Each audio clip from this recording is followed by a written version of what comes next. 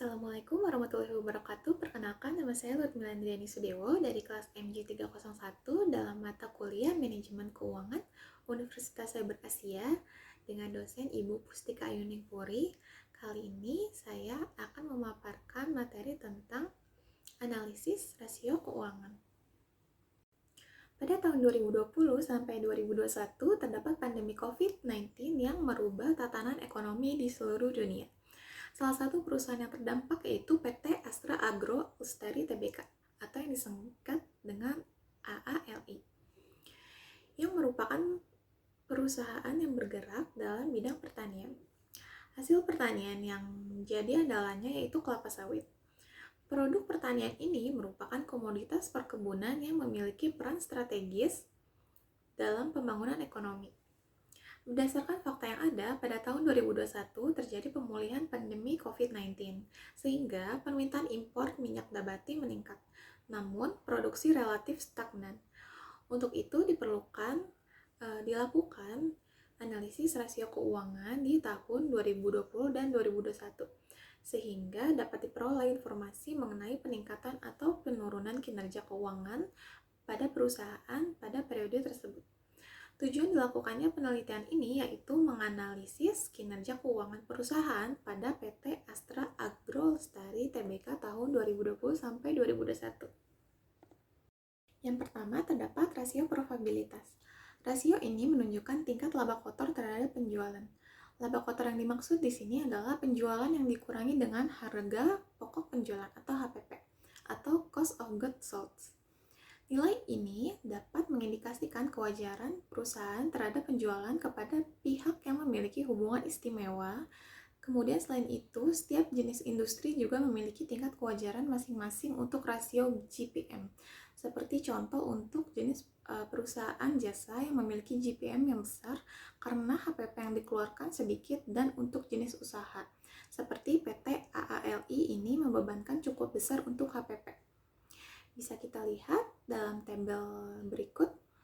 Penjualan pada tahun 2020 sebanyak Rp18.807.043, lalu untuk 2021 Rp24.322.048, HPP 2020 yaitu sebesar Rp15.844.152, untuk 2021 Rp19.492.034, dan untuk laba kotor tahun 2020 sebesar Rp2.962.891.000, untuk 2021 Rp4.830.014. Lalu untuk gross profit margin atau GPM-nya yaitu pada tahun 2020 sebesar 15,75%, lalu untuk 2021 19,86%. Lalu untuk berdasarkan gambar tersebut dapat dicermati bahwa sejak tahun 2020 hingga 2021 terdapat kenaikan sales penjualan sebesar 29,32%. Selain itu, laba kotor yang dihasilkan juga meningkat, yaitu sebesar 63,02%. Dengan demikian, dapat dikatakan bahwa berdasarkan rasio GPM, PT AALI mengalami peningkatan yang cukup besar, yaitu sebesar 4,9%. Walaupun HPP yang dibebankan juga meningkat, namun masih dapat meningkatkan laba kotor perusahaan. Hal ini dapat memberikan indikasi bahwa laba kotor yang dihasilkan perusahaan lebih baik. Lalu yang selanjutnya, yang kedua, terdapat rasio aktivitas. Receivable turnover ratio atau rasio perputaran piutang. Rasio ini menunjukkan perputaran piutang dalam setahun. Semakin tinggi perputaran piutang pada perusahaan, artinya piutang yang dapat ditagih oleh perusahaan juga semakin banyak, sehingga akan memperkecil kemungkinan adanya piutang yang tidak ditagih, serta akan memperlancar arus kas. Berikut hasil perhitungan receivable turnover ratio PT AALI pada periode 2020 sampai 2021. Untuk tahun 2020, penjualan sebanyak Rp18.807.043, 2021 Rp24.322.048, piutang pada tahun 2020 Rp1.389.984, lalu 2021 Rp584.217. Lalu untuk receivable turnover 13,53 pada tahun 2020, lalu untuk tahun 2021 41,63. Receivable turnover PT AALI pada tahun 2020 adalah sebesar 13,53 kali. Kemudian tahun 2021 mengalami peningkatan yang cukup besar, yaitu 41,63 kali. Peningkatan tersebut dipengaruhi oleh penambahan jumlah penjualan sebesar 5.515.005. Lalu sementara itu nilai piutang mengalami penurunan sebesar 805.767. Dengan hasil tersebut, dapat disimpulkan bahwa pada tahun 2021 kemampuan perusahaan dalam menekan modal kerja perusahaan yang ditanam pada piutang semakin baik. Lalu yang ketiga terdapat rasio likuiditas atau current ratio. Rasio ini digunakan untuk menilai apakah aset lancar dapat menutupi kewajiban lancar atau tidak. Kita lihat pada tabel berikut, pada tahun 2020 aset lancar sebesar 5.937.890. Lalu untuk 2021 sebesar 9.404.208. Lalu untuk kewajiban lancar pada tahun 2020 1.792.506 dan 2021 5.960.396.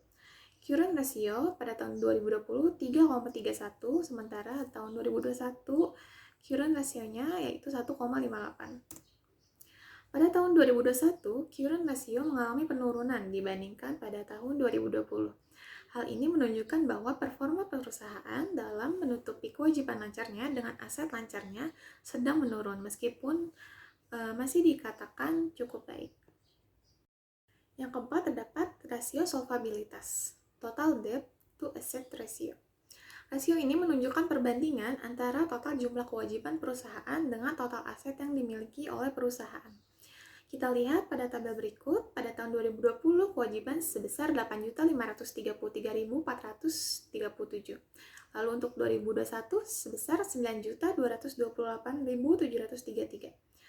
Aset pada tahun 2020 yaitu sebesar 27.781.231 rupiah. Lalu untuk 2021 sebesar 30.399.906. Total debt to asset ratio pada tahun 2020 yaitu 0,31, sementara pada tahun 2021 sebesar 0,3.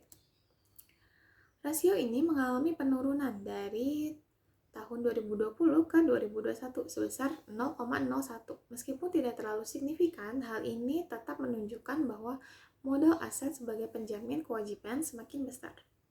Kesimpulan, kinerja keuangan PT AALI dalam menghasilkan laba meningkat dari tahun 2020 hingga 2021. Hal tersebut dapat dilihat dari meningkatnya rasio profitabilitas perusahaan yang meningkat. Walaupun pandemi COVID-19 masih berlangsung, namun perusahaan mampu mempertahankan kinerja untuk tetap menghasilkan dan meningkatkan profit. Rasio aktivitas perusahaan secara umum mengalami peningkatan, namun pada rasio perputaran persediaan mengalami penurunan. Perputaran persediaan perusahaan pada tahun 2021 mengalami penurunan karena penumpukan inventori di gudang. Hal itu disebabkan karena perusahaan sedang dalam pemulihan masa COVID-19. Lalu yang selanjutnya, kemampuan perusahaan dalam memenuhi kewajiban jangka pendeknya secara umum meningkat atau lebih baik. Tetapi untuk pelunasan hutang lancar menggunakan kas dan setara kas masih dinilai belum optimal, karena nilai rasionya masih di bawah 1. Selain itu, untuk pemenuhan kewajiban jangka panjang mengalami penurunan, tetapi tidak terlalu signifikan sehingga masih dikatakan cukup baik untuk pelunasan kewajiban jangka panjang perusahaan. Sekian presentasi dari saya. Terima kasih dan wassalamualaikum warahmatullahi wabarakatuh.